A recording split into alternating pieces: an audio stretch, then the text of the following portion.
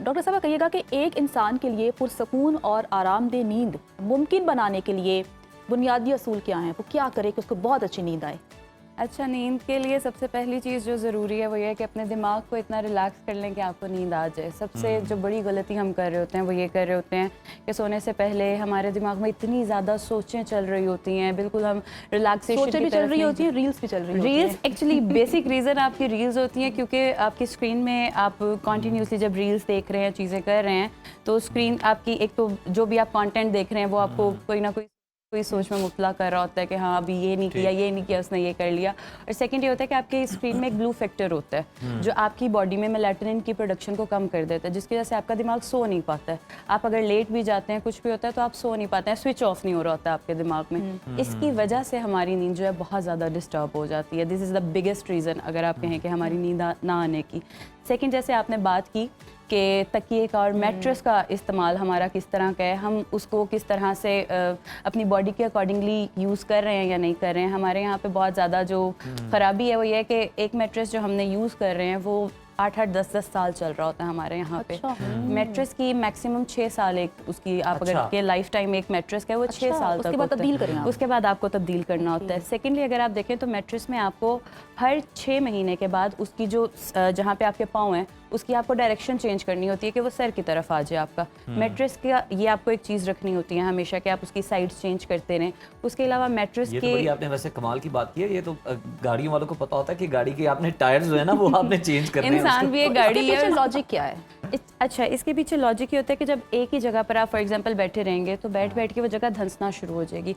हमारी स्पाइन का एक फॉर एग्जांपल स्पाइन के अगर आप स्पेलिंग करें तो SPIN नहीं होते हैं। ऐसे ही हमारी स्पाइन का भी एक कर्व होता है, उस कर्व को हमें मेंटेन रखना होता है। हमारा स्पाइन का कर्व जब मेंटेन नहीं ना होता फिर हमारी कमर में दर्द होती है, बेख्वाबी आपको होना शुरू हो जाती है, पट्ठों का खिंचाव शुरू हो जाता है। अक्सर औक़ात आपने देखा होगा लोग सुबह को उठ के कहते हैं हमारे कंधों में बहुत खिंचाव है। हालांकि नींद के बाद तो आपको ये खिंचाव नहीं होना चाहिए, लेकिन उसका सबसे बड़ा रीज़न ये या तो आपका मैट्रेस बहुत नरम है कि आपकी कमर उसमें धंस गई। अच्छा नूर, ये बड़ी इंपॉर्टेंट बात है आपने ये तो अच्छा एक मैसेज दिया कि 6 आपको साल के बाद अपना मैट्रेस जो है वो चेंज करना चाहिए। लेकिन अब तो मैट्रेस इतने आ गए हैं, पहले तो हम देखते थे कि 2-3 किस्म के होते थे, अब कोई जेल फॉर्म में भी है, कोई बहुत ज़्यादा हार्ड भी हैं, स्प्रिंग भी हैं, स्प्रिंग और फॉर्म मिक्स भी हैं, फॉर्म वाले अलग हैं। कौन सा बेहतर है और किसको कौन सा मैट्रेस जो है वो लेना चाहिए? अच्छा, मैट्रेस का अगर आपको मैं एक बड़ी आसान सी टिप्स सब जिसे घर में इस्तेमाल की जा सकती है। अगर आप मैट्रेस पे लेट रहे हैं और आप देखें कि अगर आपका हाथ कमर के नीचे से आपकी गुजर रहा है, दैट मीन्स आपका मैट्रेस ठीक नहीं है। आपका हाथ नहीं, अगर रियली सॉरी, अगर आपका हाथ कमर के नीचे से ना गुजरे दैट मीन्स आपका मैट्रेस ठीक है, क्योंकि उसने आपकी कमर को एक सपोर्ट दी हुई है।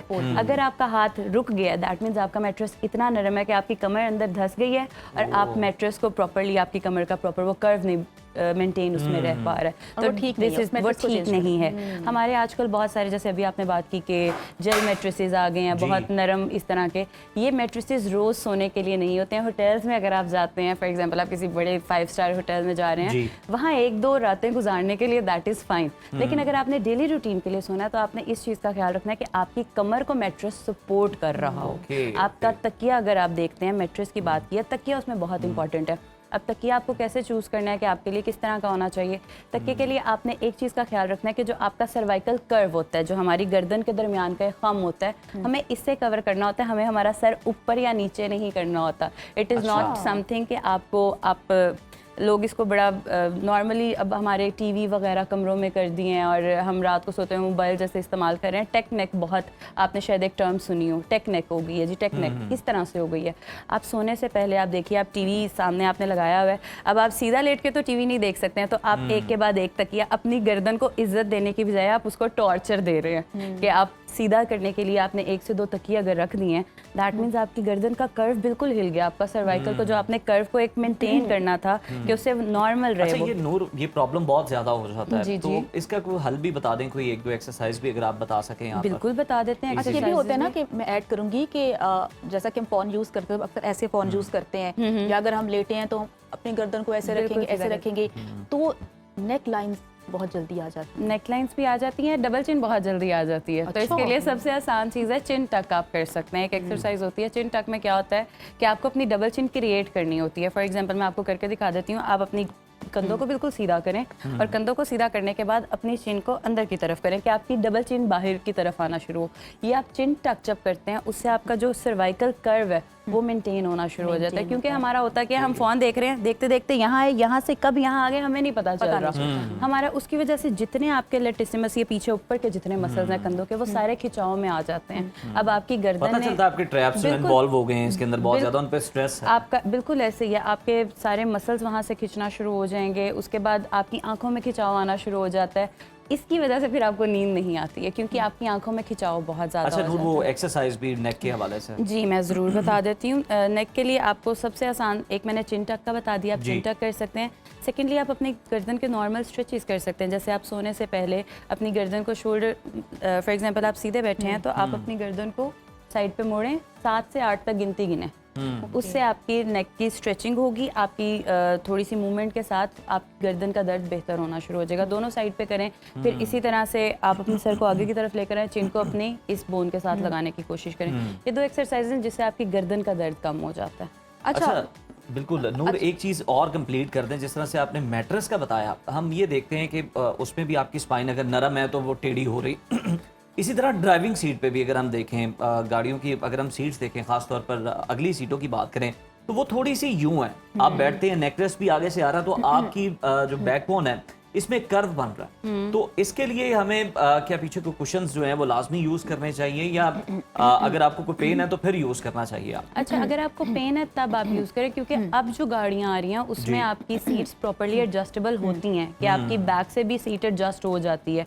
अगर नहीं है और अगर आपको कमर का दर्द है, अगर आपकी प्रोलॉन्ग सिटिंग है, सबकी आजकल प्रोलॉन्ग सिटिंग होती है, 9 to 5 आपकी जॉब कर रहे हैं, उसके बाद कोई फैमिली गैदरिंग होगी, कोई चीज़ होगी, उसमें आपके लिए ज़रूरी है कि आप अपनी कमर की कुछ एक्सरसाइजेस करते रहें। उससे ये होगा आप ड्राइविंग सीट पे बैठे हो, आप अपनी जॉब की सीट पे बैठे हो, जहाँ बैठे हो वो आपके लिए मुश्किल नहीं होगी।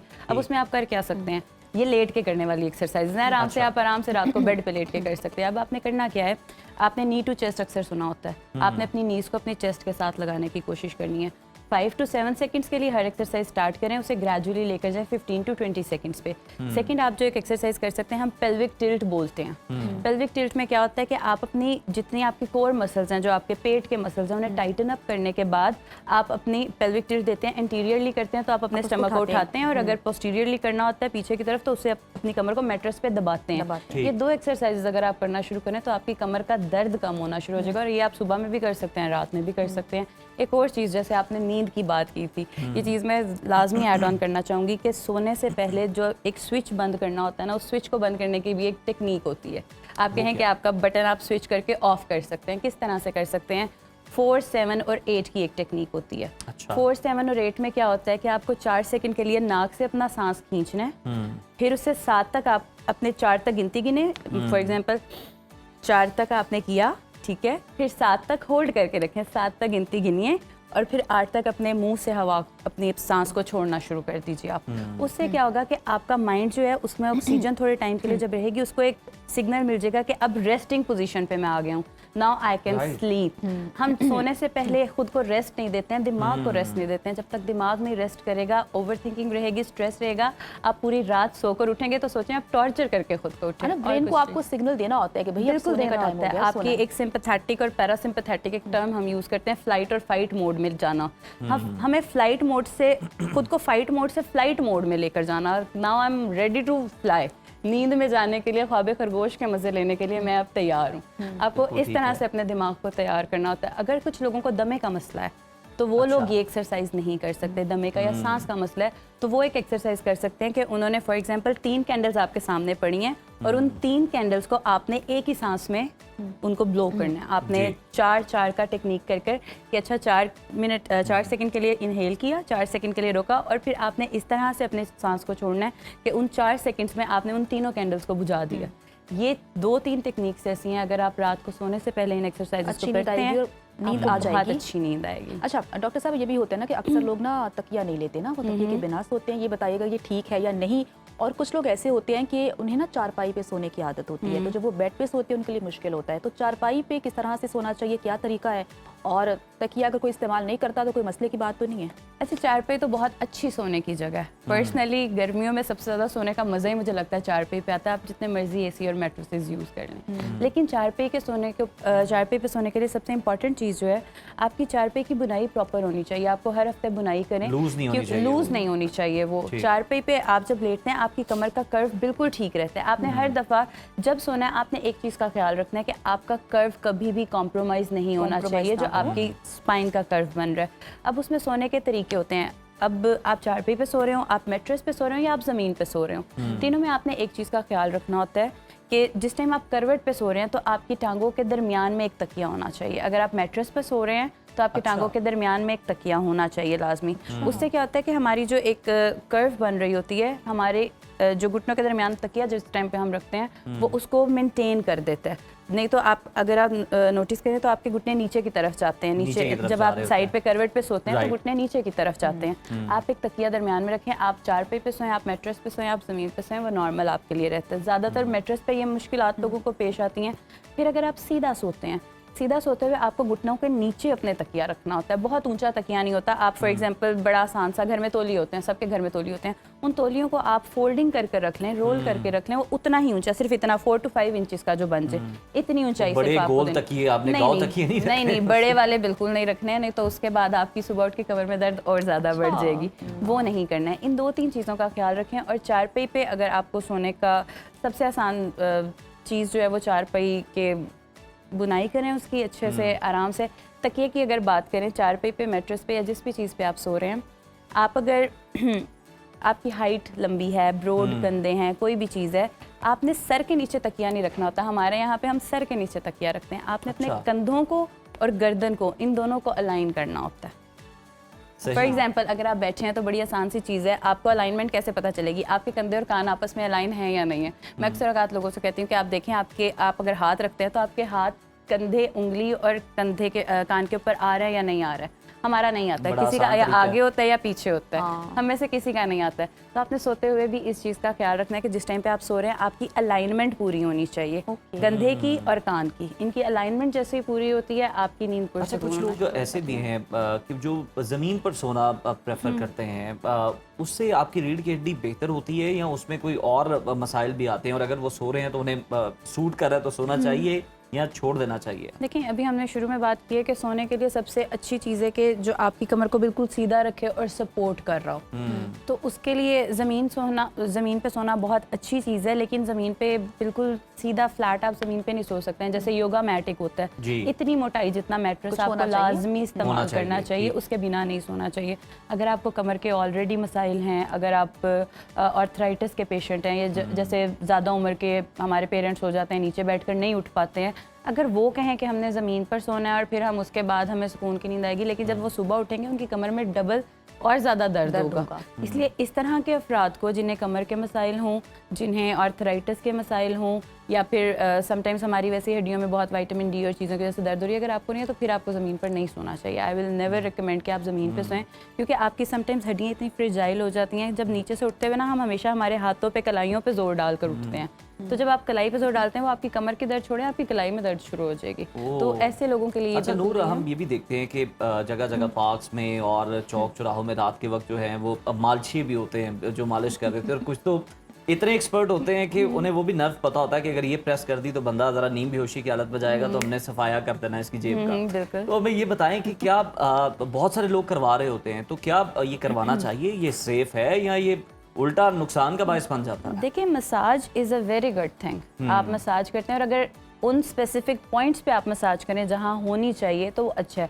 आपने जैसे मालिशियों की बात की जो चौराहों पे होते हैं, जैसे भी होते हैं, आप कभी नोटिस करें सड़क से गुजरते हुए अक्सर औकात मैंने तो देखा है वो आपकी पिंडली के ऊपर हाथ फेर रहे होंगे, ऐसे जोर जोर से नीचे की तरफ फेर रहे होते हैं। अच्छा, इस पे बड़ा फोकस है उनका। हाँ, वो जितना जोर लगाएंगे नीचे की तरफ जोर लगा के कर रहे होंगे। जैसे आप नीचे की तरफ मसाज शुरू करते हैं, आपके पैरों में अक्सर औकात स्वेलिंग हो जाती है, एडिमा हो जाता है, पुलिंग आपके पैरों में पुलिंग होना शुरू हो जाती है। तो वो सबसे गलत तरीका होता है मसाज करने का, कि आपने डायरेक्शन में कभी भी आपने ब्लड फ्लो की ऑपोजिट डायरेक्शन में नहीं मसाज करना होता।